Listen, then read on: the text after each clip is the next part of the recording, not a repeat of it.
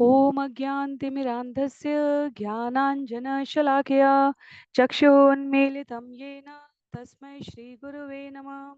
जय श्री कृष्ण चैतन्य प्रभो नित्यानंद श्री अद्वैत गदाधर श्रीवासादि गौर भक्तवृंद।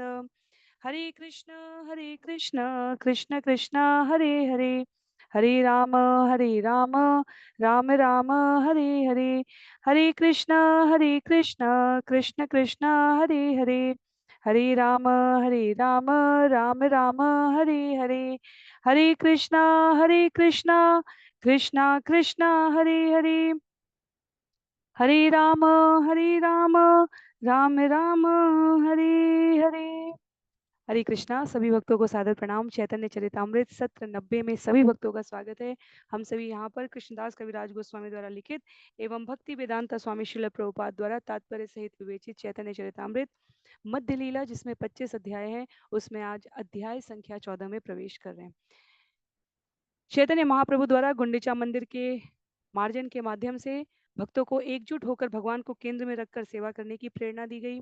अध्याय 13 में हमने श्रवण किया कैसे रथ यात्रा के समय भगवान के द्वारा भाव में नृत्य प्रस्तुति और पुनः भक्तों को एकजुट होकर कीर्तन, नृत्य, संकीर्तन, वाद्य के प्रयोग सभी के माध्यम से भगवान की सेवा के लिए प्रेरित किया गया। अध्याय 14 आरंभ होने जा रहा है आज के सत्र में, जिसका नाम है वृंदावन लीलाओं का संपादन। इसमें करीब 257 श्लोक हैं। इन छंदों के माध्यम से कृष्णदास कविराज गोस्वामी उस अद्भुत स्थिति का वर्णन कर रहे हैं जब भगवान के द्वारा महाराज प्रताप रुद्र पर कृपा की जाएगी। अप्रत्यक्ष कृपा पहले भी हो चुकी है, तथापि प्रत्यक्ष कृपा की प्रतीक्षा है।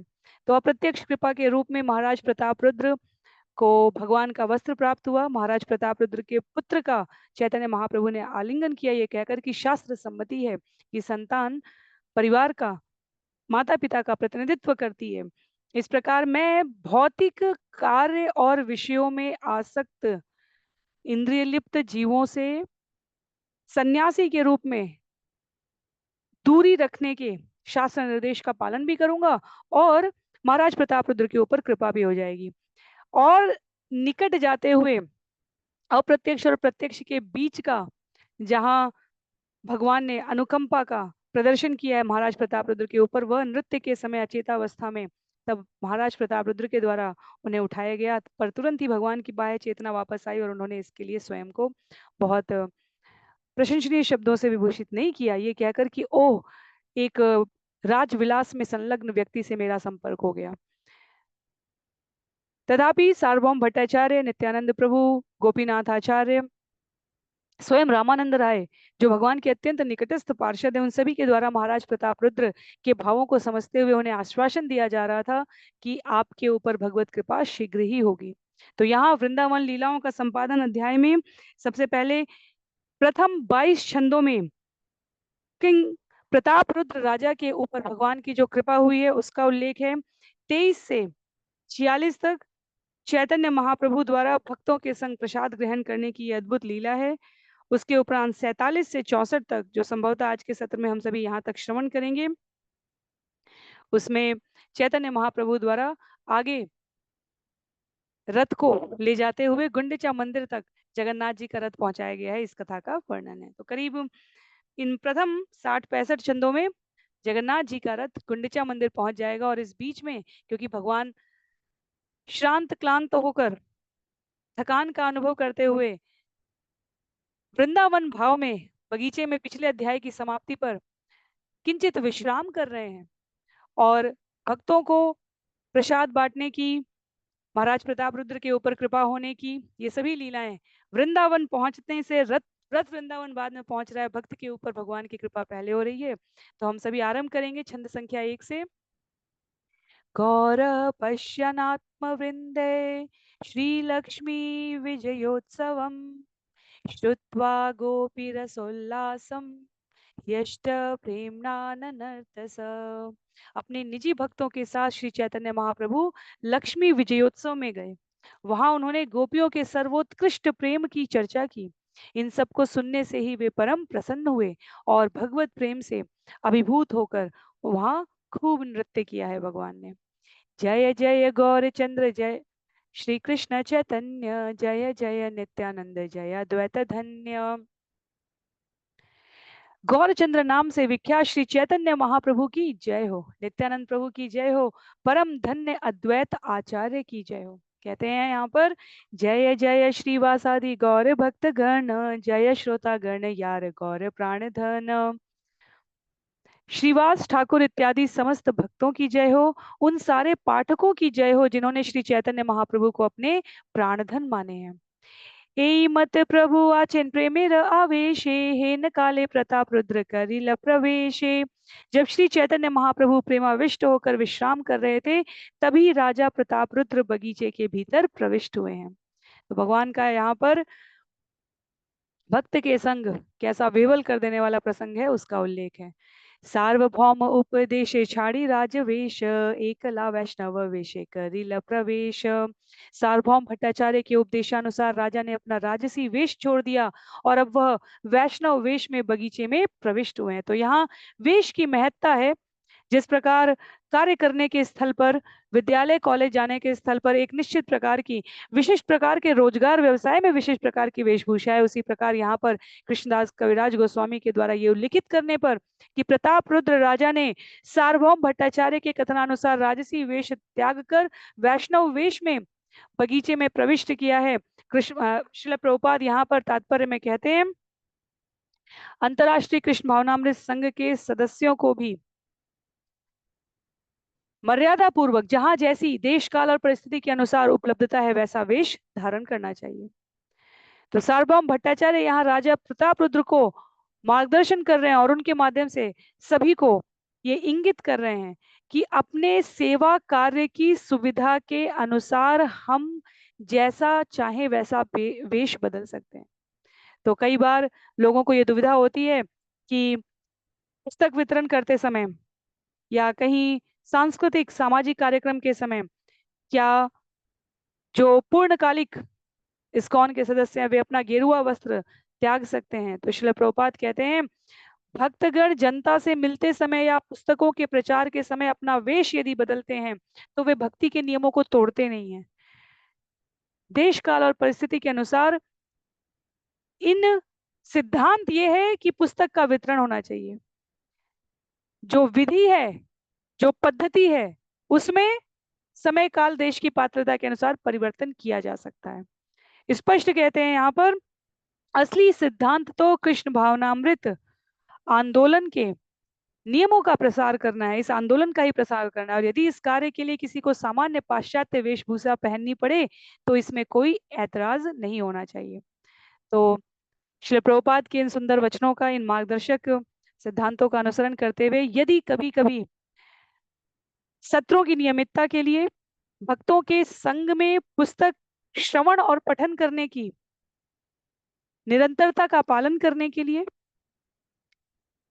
वाचक को स्थान विशेष से, चाहे कार्यस्थल से, चाहे जहां पर भी उपलब्धता है वहां से यदि भक्तों के संग के लिए, साथ के लिए एकत्र होना रहे तो उस समय वेश से अधिक आचार्य कहते हैं कि आंदोलन के प्रचार के लिए हमारी प्रतिबद्धता अधिक है। तो ये स्मरण रखने वाला व्यवहारिक बिंदु है।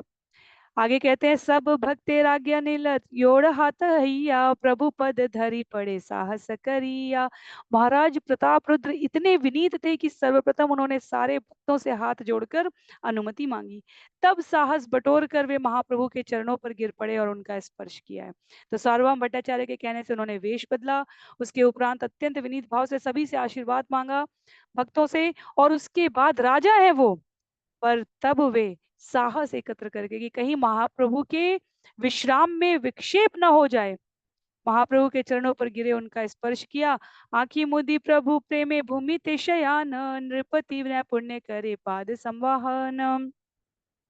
श्री चैतन्य महाप्रभु प्रेमाविष्ट होकर आंखें मूंदे चबूतरे पर लेटे थे और राजा बड़ी निपुणता से उनके पांव दबाने लगे।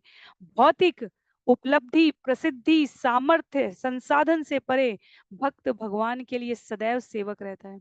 और महाराज प्रताप रुद्र राजा की भौतिक पदवी से अपनी शाश्वत सेवक की पदवी पर आ गए हैं। तो प्राथमिकता जीवन में सत्संग को देना है, भगवान के श्रवण वाचन नियम जप जाप को देना है। और यहाँ जगत का स्वामी दिखने वाला राजा जगत के वास्तविक स्वामी के समक्ष अपनी वास्तविक स्थिति में आ गया है। तो कहाँ भक्ति के समय हमें किस प्रकार का भाव रखना चाहिए, यह क्योंकि भौतिक भौतिक संदर्भ में हम सभी अपने अपने क्षेत्र में बहुत प्रसिद्ध हो सकते हैं, पर आध्यात्मिकता में दासानुदास का भाव सदैव प्रशंसनीय है, स्वयं की आध्यात्मिक प्रगति को बनाए रखने के लिए भी और अन्यों को इस ओर प्रेरित करने के लिए भी। कहते हैं रासलीला श्लोक पढ़ी करे न स्तवन जयति तेधिकम अध्याय करे न पठन। वे श्रीमद् भागवतम से रासलीला विषय के श्लोक पढ़कर सुनाने लगे। उन्होंने जयति तेधिकम से प्रारंभ होने वाला अध्याय पढ़ा है। तो पंचाध्यायी पूरे संपूर्ण भागवतम का सार है। हमारा स्कंद 10 का सार है रास पंचाध्यायी 5 अध्याय, और उन 5 अध्यायों का सार है गोपी गीत। पर कभी भी हमें इस प्रकार की त्रुटि, इस प्रकार की धृष्टता नहीं करनी चाहिए कि हम सीधे स्कंद 10 आरंभ कर दें, सीधे इन 5 अध्यायों को आरंभ कर दें, या सीधे गोपी गीत को। गोपी गीत हम श्रवण कर सकते हैं आचार्यों के मार्गदर्शन में, पर अध्ययन करने की पात्रता हमें क्रमबद्ध तरीके से प्राप्त करनी चाहिए। तो यहाँ पर श्रीमद् भागवतम के अध्याय 31 स्कंद 10 के गोपी गीतों को चरण दबाते हुए प्रताप रुद्र महाप्रभु की प्रसन्नता के लिए वाचन कर रहे हैं। कहते हैं शून्यते प्रभु संतोष अपार बल बल बलि प्रभु बलि बार बार।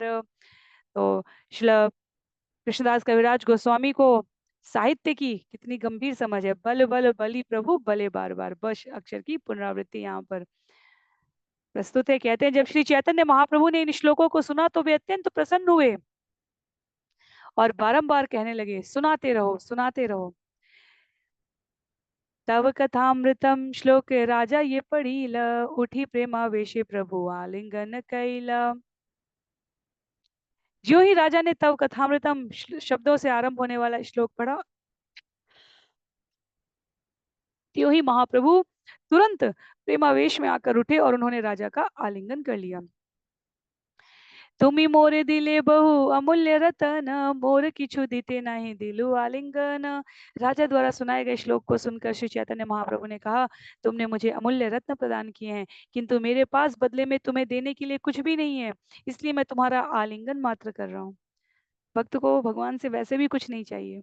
जब हम जयति तेदिकम कहते हैं तब वह प्रथम श्लोक है, जयति तेदिकम से आरंभ करते हुए, और 9वें श्लोक पर जब जा रहे हैं तव कथामृतम कहते हैं तव कथामृतम तप्त जीवनम कविभिरीडितम कल्मषापहम श्रवण मंगलम श्रीमदाततम भुवि गृह्णन्ति ते भूरिधा जना। प्रशंसनीय है जिन मनुष्यों की जिह्वा पर भगवान का नाम है, तव कथामृतम तप्त जीवनम, वह उनके लिए इस जगत का दग्ध कर देने वाला यह भवसागर सुंदर सरिता बन जाता है। वह भगवान के स्मरण की सरिता में स्नान कर रहे होते हैं।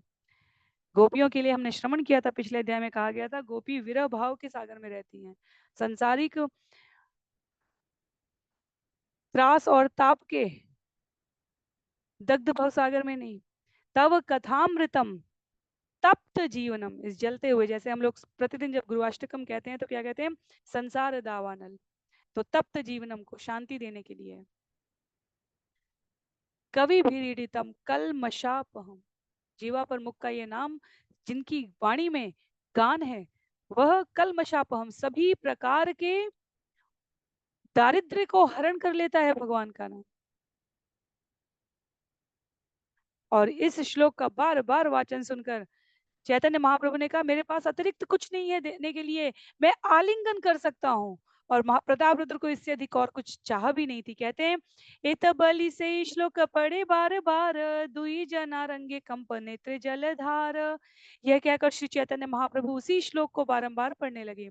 राजा तथा श्री चैतन्य महाप्रभु दोनों ही कांप रहे थे और उनकी आंखों से आंसू बह रहे थे। तब कथामृतम तप्त जीवनम कविभिरीडितम कल्मषापहम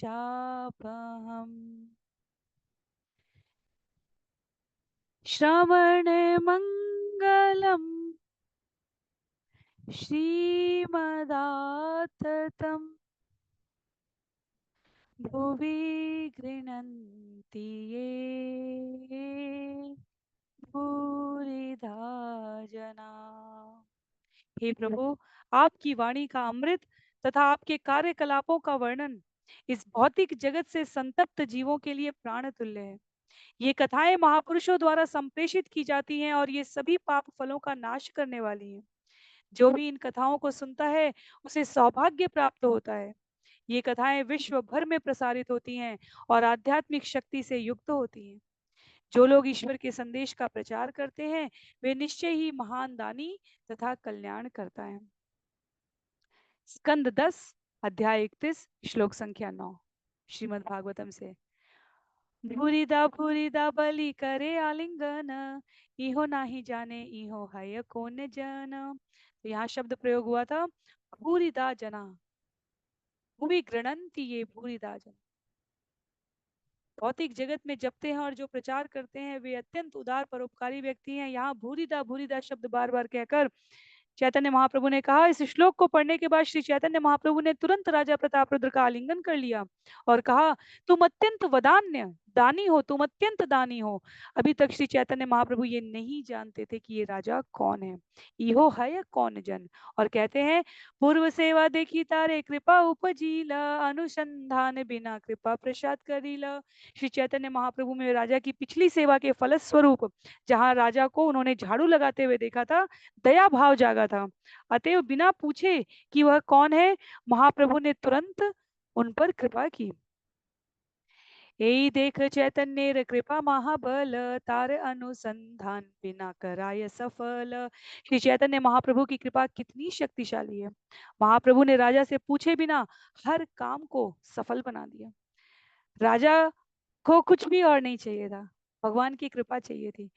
भौतिक जगत का ऐश्वर्य उनके पास यूं ही था। तो चैतन्य महाप्रभु की कृपा की बलशालिता का वर्णन करते हैं। यहाँ पर श्रील प्रभुपाद कह रहे हैं, भगवान की कृपा इतनी बलशाली है कि वह स्वतः कार्य करती है।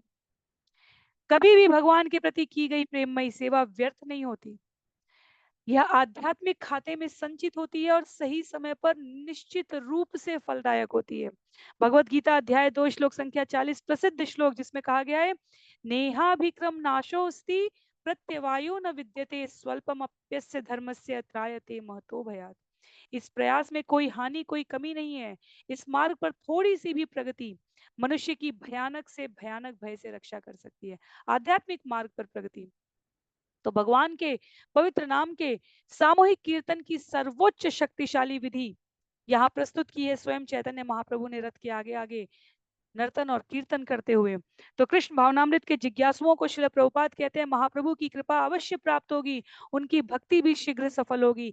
महाराज प्रताप रुद्र का यह उदाहरण इसकी पुष्टि करता है। थोड़ी सी सेवा से, थोड़े से प्रयास से भगवान प्रसन्न हो जाते हैं। महाराज प्रताप रुद्र को आरंभ में यदि हम स्मरण करें तो कृपा की कोई आशा न थी, पर जैसे जैसे महाप्रभु बतलाते हैं भक्तों को उदाहरण स्वरूप, भगवान को तो सब पता है पर भगवान उदाहरण से बतला रहे हैं कि क्या भगवान को प्रसन्न करता है। भक्त के रूप में यहाँ चैतन्य महाप्रभु हैं जो स्वयं भगवान भी हैं और प्रताप रुद्र सेवक के रूप में यहाँ क्रमबद्ध तरीके से भगवान की ओर आगे बढ़ रहे हैं। और इसलिए भगवत कृपा प्राप्त करने की जो विधि है वह भी भगवान यहाँ उदाहरण से बतला रहे हैं। आगे कहते हैं, बहुत सुंदर श्लोक है ये नरोत्तम दास ठाकुर की रचना का, जिसमें भगवान की महती कृपा का उल्लेख है। कहते हैं, ब्रजेंद्र नंदन ये शचि सुत हैल से बलराम हैल निताई, दीनहीन यतशील हरि नामे उद्धारिल, तार साक्षी जगाई मधाई।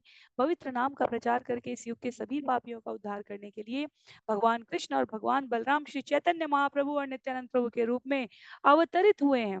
जगाई और मधाई उनकी सफलता के जीवंत उदाहरण है। जगाई और मधाई की कथा भी हमें एक अध्याय में श्रवण करने को मिलेगी, तो हम जानेंगे।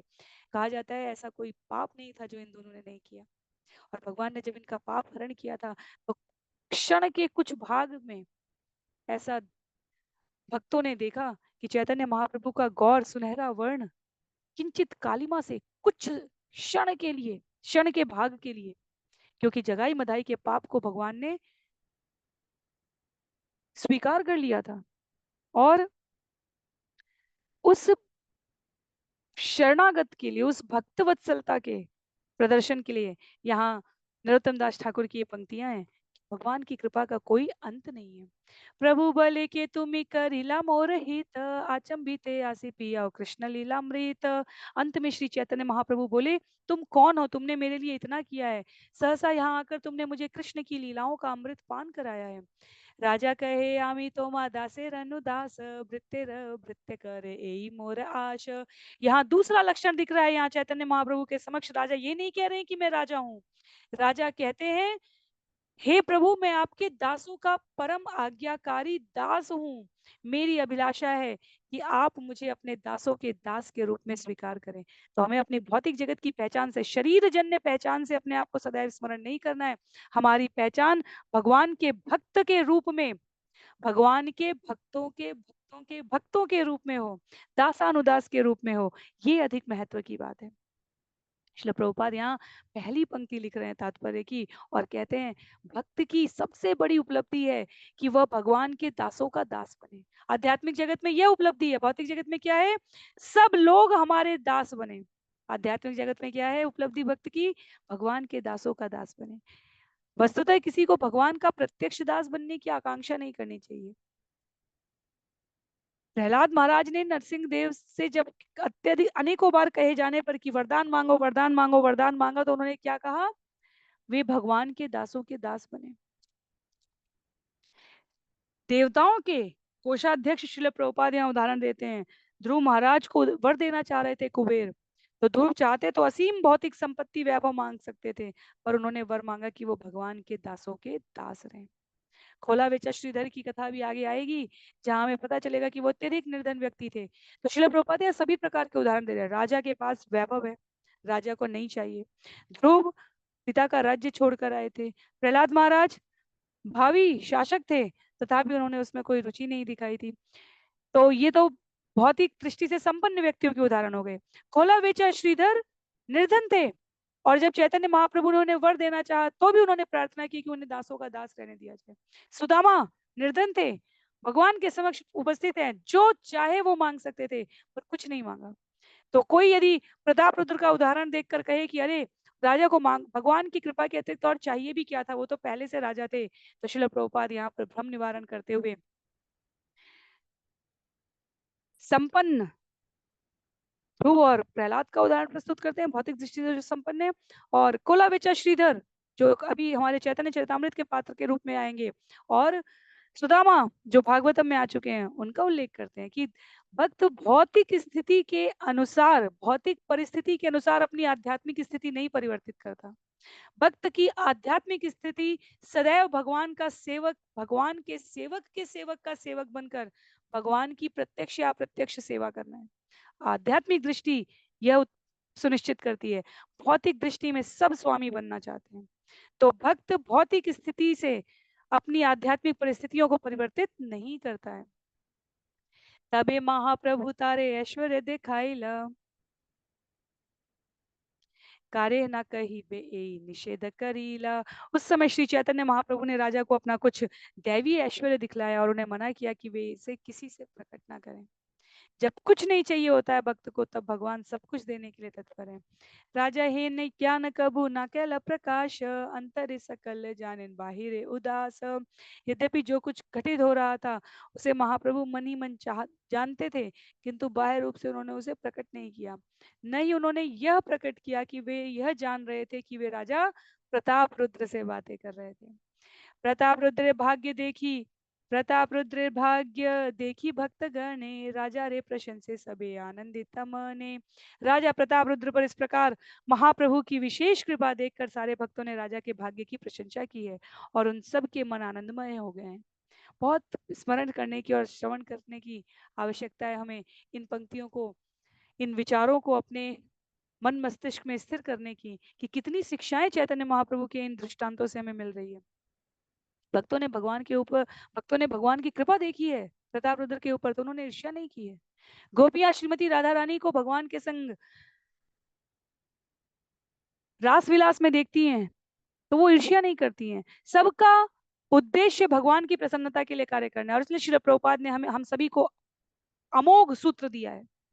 भगवान को केंद्र में रखकर जहां कार्य होता है, ऐसे सभी सांसारिक संबंध सदैव जीवित रहते हैं। परिवार में भगवान को केंद्र में रखकर कार्य करें, कार्यालय व्यवसाय रोजगार में भगवान को केंद्र में रखकर कार्य करें, मंदिर में केंद्र में सेवा करने के लिए भगवान को केंद्र में रखकर कार्य करें, अन्यों से अपने संबंधों के निर्वहन के लिए भगवान को केंद्र में रखकर कार्य करें। कह रहे हैं वैष्णवों का गुण है ये। अन्य भक्त को यदि चैतन्य महाप्रभु की कृपा प्राप्त हो रही है तो दूसरे भक्त उनसे ईर्ष्या नहीं कर रहे हैं। एक शुद्ध वैष्णव किसी की भी भक्ति में उन्नति देखकर अत्यंत प्रसन्न होता है। यदि ये बिंदु हमें ना दिखे तो हमारे लिए उस भक्त की ओर से अपनी आंखें बंद कर लेना ज्यादा उचित है, क्योंकि भक्त कभी भी ईर्ष्यालु नहीं होता। और यदि ऐसा लक्षण नहीं दिख रहा है तो हम निंदा से बचें और अपने आप को उससे अलग कर लें।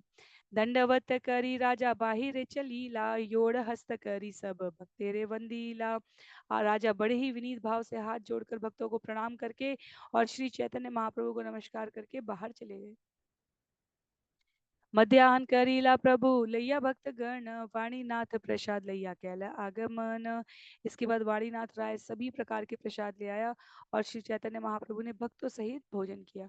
तो यहाँ छंद संख्या 23 से जो विषय आरंभ हो रहा है, यह जब सब विश्राम कर रहे हैं तब का विषय है भगवान का प्रसाद भक्तों के मध्य में भवानंद राय के पुत्र वाणीनाथ के द्वारा, जो रामानंद राय के भ्राता पड़ेंगे, उनके द्वारा लाया गया है। सार्वभौम रामानंद वाणीनाथ दिया, प्रसाद पठाइला राजा बहुत करिया। राजा ने भी सार्वभौम भट्टाचार्य रामानंद राय तथा वाणीनाथ राय के हाथों पर्याप्त प्रसाद भेजा। बलगंडी भोगे प्रसाद उत्तम अनंत, निसड़ी निसकड़ी प्रसाद आइला यार नहीं अंत। राजा द्वारा भेजा गया प्रसाद बलगंडी उत्सव में अर्पित किया गया था। इसमें दूध के बने कच्चे पदार्थ तथा फल थे। ये सभी उत्तम कोटि के थे और अनंत किस्मों वाले बने थे। छाना पाना पेड़ आम्र नारिकेल काठाल, पान विध कदलक आर बीज ताल। उल्लेख करते हैं आगे, इसमें दही, फलों का रस, नारियल, आम, सूखा नारियल, कटहर, तरह तरह के केले तथा ताड़ फल के बीज थे। तो यह जगन्नाथ जी को अर्पित किए जाने वाले प्रसाद की पहली सूची है। तो क्या क्या प्रसाद अर्पित हो रहा है? कहते हैं नारंग छोलंग टाबा कमला बीज पुर, बादाम छोहारा द्राक्षा पिंड खरजूर। उसमें नारंगियां, चकोतरे, कमला, बादाम, छोहारे, किशमिश तथा खजूरें थी। सुंदर नाम है खाद्य पदार्थों के। मनोहरा लाडू आदि शतेक प्रकार, अमृत गुटिका आदि शीर सा अपार। उसमें मनोहर लड्डू इत्यादि सैकड़ों प्रकार की मिठाइयां, अमृत गुटिका जैसी मिठाइयां तथा औटे हुए दूध की अनेक किस्में थी। अमृत मंडा सरस्वती आर कुमड़ा पूरी, सरामृत सर भाजा आर सर पूरी। उसमें पपीते, शरबती, नारंगी तथा सीताफल के गुदे थे। सरामृत, सरभाजा तथा क्रीम की बनी पूरी थी, जिसे सरपूरी कहा गया। तो ये सभी जगन्नाथ जी की सेवा में अर्पित किए जाने वाले प्रसादों की, खाद्य पदार्थों की सूची है। कहते हैं आगे, हरि वल्लभ सेंडोती कर्पूर मालती, डाली मामा रिची लाडू नवात अमृति। हरि वल्लभ मिठाई तथा सेवंती, कपूर एवं मालती फूलों से बनी मिठाइयां भी थी।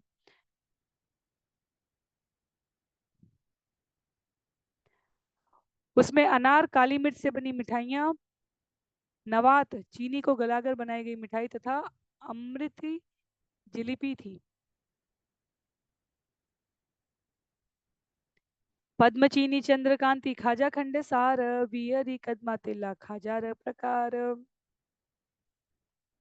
उसमें कमल चीनी, बड़ा, खाजा, खंडसारी, वियरी तले चावल से बनी मिठाई, कदमा तिल से बनी मिठाई तथा तिल खाजा तिल से बनी मिठाई थे। नारंग छोलंग आम्र वृक्षेर आकार, फूल फल पुत्र युक्त खंडेर विकार। खंडसारी से बनी नारंगी, नींबू तथा आम के वृक्ष के आकार की मिठाइयाँ फल फूलों तथा पत्तियों से सजाई गई थी।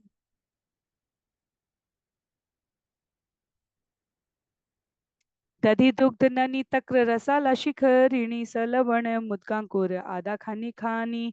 उसमें दही, दूध, मक्खन, छाछ, फलों का रस, शिखरणी दही तथा शक्कर से बनी तथा कतरे अदरक से युक्त नमकीन मूंग की दाल के अंकुर थे। लेम्बू कुल आदि नाना प्रकार अचार, लिखी थे ना पारी प्रसाद कतेक प्रकार। उसमें कई प्रकार के अचार भी थे, यथा नींबू का अचार, बेर का अचार इत्यादि। मैं भगवान जगन्नाथ जी को अर्पित किए जाने वाले पकवानों के प्रकारों का वर्णन करने में सक्षम नहीं हूँ। तो श्लोक संख्या 26 से लेकर 34 तक शिल प्रभुपाद कहते हैं, लेखक ने भगवान जगन्नाथ जी को चढ़ाए जाने वाले विविध भोजनों का वर्णन किया है, पर अंत में उन्होंने पूर्ण वर्णन करने में अपनी असमर्थता व्यक्त की है। कहते हैं, प्रसादे पूरित हैला अर्ध उपवन, देखिया संतोष हैला महाप्रभुर मन। जब श्री चैतन्य महाप्रभु ने देखा कि नाना प्रकार के प्रसाद से आधा बगीचा भरा हुआ है, तो वे परम संतुष्ट हुए। एई मत जगन्नाथ करे न भोजन, एई सुखे महाप्रभु जुड़ाय नयन। श्री चैतन्य महाप्रभु यह देखकर पूर्णतया संतुष्ट थे कि भगवान जगन्नाथ ने किस तरह सारा भोजन ग्रहण किया है। तो ये हमारे प्रतिदिन के गुरुअष्टकम का श्लोक है। कहते हैं, चतुर्वेदा श्री भगवत प्रसादो स्वादान्न तृप्तान हरिभक्त संघान कृत्वैव तृप्तिम भजतः सदैव वंदे गुरु श्री चरणारविंदम। गुरु सदैव कृष्ण को 4 प्रकार का स्वादिष्ट भोजन अर्पित करता है। लेह अर्थात चाटने वाला, चर्व चबाने वाला, पेय पीने वाला तथा चूसे जाने वाला चूस से।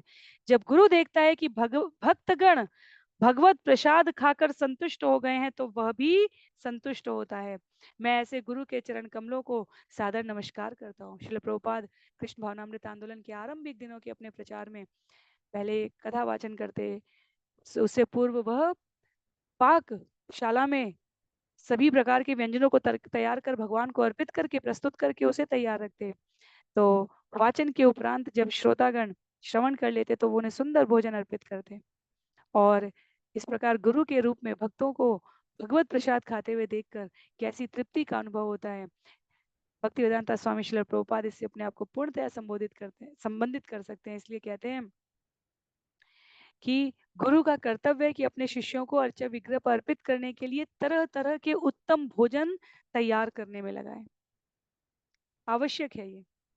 इससे शरीर की शुद्धि होती है, विचारों की शुद्धि होती है, मन की शुद्धि होती है, द्रव्य संसाधन धन की शुद्धि होती है, और आसपास जो भी प्रसाद पाता है उसके अंतःकरण की शुद्धि होती है। तो आगे उल्लेख है छंद संख्या 37 में, केया पत्र द्रोणी आइला बोझा पाँच सात, एक एक जने दश दोना दिल इत पात। फिर केतकी वृक्ष की पत्तियों की बनी प्लेटों के 5-7 बोझ आए, प्रत्येक व्यक्ति को ऐसी 10-10 प्लेट दी गई और इस तरह पत्तों की ये 4 प्लेटें बांटी गई। कीर्तनियार परिश्रम जान गौर राय, तासा बारे खायो ऐते प्रभुर मन धाय। श्री चैतन्य महाप्रभु सभी कीर्तनियों के परिश्रमों को समझ रहे थे, अतः वे उन्हें पेट भरकर खिलाना चाहते थे। पाती पाती करी भक्त गणे वसाईला, परिवेशन करी बारे आपने लागीला। सारे भक्त पांतों में बैठ गए और श्री चैतन्य महाप्रभु स्वयं प्रसाद का वितरण करने लगे। प्रभु ना खाई लेके ना करे भोजन, स्वरूप गोसाई तबे क्याला निवेदन। किंतु भक्त तब तक प्रसाद ग्रहण नहीं कर रहे थे जब तक स्वयं महाप्रभु प्रसाद ग्रहण न कर लें। स्वरूप दामोदर गोस्वामी ने यह बात महाप्रभु को बतलाई। आपने वैश्य प्रभु भोजन करी थे, तुम्ही ना खाई लेके ना पारे खाई थे। स्वरूप दामोदर ने कहा, हे प्रभु कृपया आप खाने के लिए बैठ जाएं, जब तक आप नहीं खाएंगे तब तक कोई भी नहीं खाएगा। तबे महाप्रभु वैसे निज गण लैया, भोजन कर आइला सभा के आकंठ पुरिया। तब श्री चैतन्य महाप्रभु अपने निजी संगियों समेत बैठ गए और उन सबको भरपेट भोजन कराया।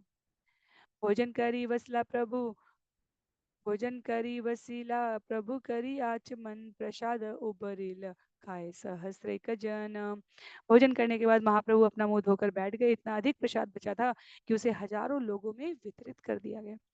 प्रभु राग्या गोविंद दीनहीन जने दुखी कंगालानी कराय भोजने। श्री चैतन्य महाप्रभु के आदेश पर उनके निजी सेवक गोविंद ने सारे दीन भिखारियों को बुलाया जो अपनी गरीबी से दुखी थे और उन्हें भरपेट भोजन कराया। कांगालेर भोजन रंग देखे गौर हरि हरि बोल बलि तारे उपदेश करी। गरीबों को प्रसाद ग्रहण करते देख श्री चैतन्य महाप्रभु ने हरिबोल का उच्चारण किया और उन्हें उपदेश दिया कि वे इस नाम का कीर्तन करें।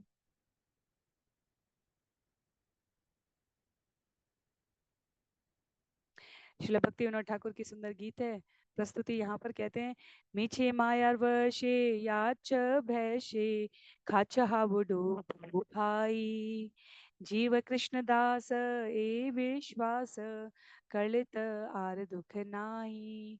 कहते हैं, हे लोगों, हर व्यक्ति अज्ञान रूपी सागर की तरंगों से वशीभूत है, किंतु यदि तुम श्री कृष्ण को अपने सनातन स्वामी के रूप में स्वीकार कर लो तो इस तरह मोह की तरंगों में डूबने की गुंजाइश ही नहीं रह जाएगी और सारे कष्ट समाप्त हो जाएंगे। तो भगवान यहाँ पर सर्व कारण कारणेन, सभी कारणों के कारण होकर भी सबको किस प्रकार से उनकी रुचि के अनुसार भक्ति में लगाया जा सके इसका उपदेश कर रहे हैं। दिव्य पद पर, धनी पद पर, मध्यम वर्ग पर, गरीब होने से, इन सब से भक्ति करने में कोई बाधा नहीं आती। हरि नाम तो सभी अपने मुखारविंद से ले सकते हैं। कहते हैं, हरि बोल बलि कांगाल प्रेमे भासी आय इचन अद्भुत लीला करे गौर राय। जो ही भिखारियों ने हरिबोल का उच्चारण किया वे सभी तुरंत भगवत प्रेम में निमग्न हो गए। इस तरह श्री चैतन्य महाप्रभु ने अद्भुत लीलाएं संपन्न की हैं। तो छंद संख्या 46 तक हमने ये प्रसाद वितरण की लीला श्रवण की है।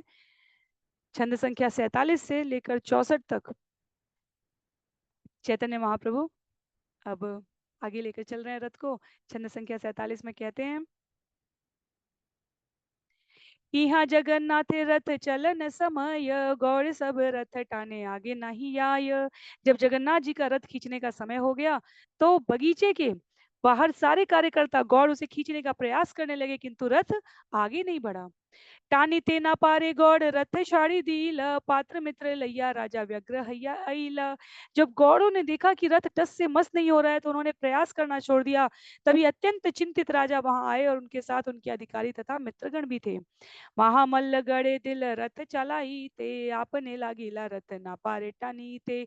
तब राजा ने रथ खींचने के लिए बड़े बड़े पहलवानों को लगाया और साथ में राजा स्वयं भी सम्मिलित हो गए, किंतु रथ हिलाए नहीं हिला। क्यों नहीं हिला? कहते हैं यहाँ पर, व्यग्र हैया ने राजा मत्त हाथी गण रथ चलाई ते रथ करी योजन। रथ को चलाने की और अधिक उत्सुकता में राजा ने अत्यंत बलशाली हाथी मंगवाकर रथ में जोते। विचार करने की बात है यहाँ पर। हम सोचते हैं भगवान के पास जाकर मांगेंगे तो हम जो मांगेंगे वो भगवान देते हैं।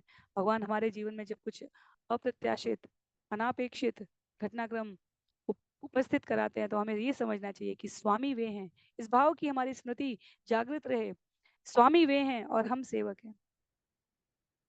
हम भगवान को भोग अर्पित करें तो सोचे हम भगवान को खिला रहे हैं, नहीं, भगवान हमें खिला रहे हैं। भगवान को अर्पित करेंगे तो भव्य तरीके से करेंगे। भगवान उसे क्या कर रहे हैं, हमारे भाव को स्वीकार करके पुनः हमें दे दे रहे हैं। तो हम नहीं चला रहे। जगन्नाथ जी के रथ को चलाने वाले यदि सोचे कि हम चला रहे हैं तो ये त्रुटि है। जगन्नाथ चाहते हैं इसलिए वो बाहर आते हैं, क्योंकि वो अपने भक्तों से मिलना, उनका आलिंगन करना, उनको दर्शन देना चाहते हैं।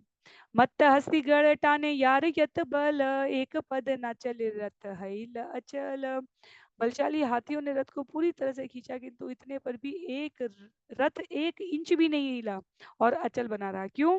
शुनि महाप्रभु आइला निज गण लैया मत्त हस्ती रथ टाने देखे चांडाई।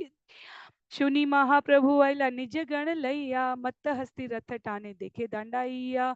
जो श्री चैतन्य महाप्रभु ने ये खबर सुनी वे अपने सारे निजी संगियों के साथ वहां गए। वहां वे खड़े होकर हाथियों द्वारा रथ खींचने का प्रयास देखने लगे। अंकुशेर घाय हस्ती कर ये चित्कार रथ नाही चले लोके करे हाहाकार।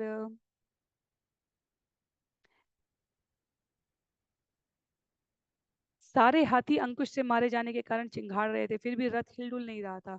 वहां एकत्र सारे लोग हाहाकार करने लगे। तबे महाप्रभु सब हस्ती गुचाईला, निज गणे रथ का चिटानी बारे दीला। तब श्री चैतन्य महाप्रभु ने सारे हाथियों को छोड़ दिया और रथ की रस्सियां अपने संगियों के हाथ में थमा दी। आपने रथेर पाछे ठेले माथा दिया, हड़ हड़ करी रथ चली लदाइया। तब श्री चैतन्य महाप्रभु स्वयं रथ के पिछले हिस्से में गए और अपने सिर से रथ को ठेलने लगे। तब वह रथ घर घर की आवाज करके चलने लगा। भक्तगण काछी हाथे करी मात्र धाय, आपने चली ल रथ टानी ते न पाय। वास्तव में रथ स्वतः चलने लगा और भक्तगण अपने हाथों में मात्र रस्सियां थामे रहे। चूंकि रथ बिना प्रयास के चल रहा था, अतएव भक्तों को उसे खींचने की आवश्यकता नहीं पड़ी। आनंदे करई लोक जय जय ध्वनि, जय जगन्नाथ बई आर नाही शूनी। जब रथ आगे बढ़ने लगा तो सभी लोग प्रसन्नता से जय जय तथा भगवान जगन्नाथ की जय हो का आराधन करने लगे, बोलने लगे। इसके अतिरिक्त और कुछ भी सुनाई नहीं पड़ रहा था।